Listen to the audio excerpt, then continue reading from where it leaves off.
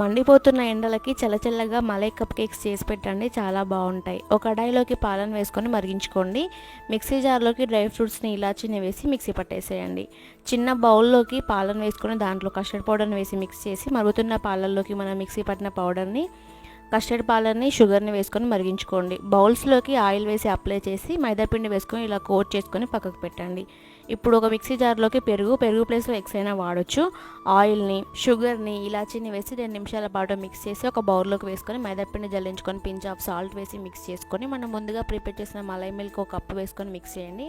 ఒక you know ప్యాకెట్ని, normal మిల్క్ని half cup, సన్నగా చూపేసిన dry fruits వేసి మిక్స్ చేసుకొని ఈ బ్యాటర్ని మనం ముందుగా కోట్ చేసుకున్న బౌల్స్లోకి వేసుకొని పైనుంచి మళ్ళీ డ్రై ఫ్రూట్స్తో గార్నిష్ చేసుకొని 30 మినిట్స్ పాటు బేక్ చేయండి. టూత్పిక్తో చెక్ చేసుకోండి బేక్ అయిందా లేదా అని. బేక్ అయిన తర్వాత చల్లార్చుకొని టూత్పిక్తో అంతా గుచ్చుకొని దాంట్లోకి మనం ముందుగా ప్రిపేర్ చేసిన మలై మిల్క్ వేసుకొని ఒక 20 మినిట్స్ పాటు వెయిట్ చేసామంటే రెడీ.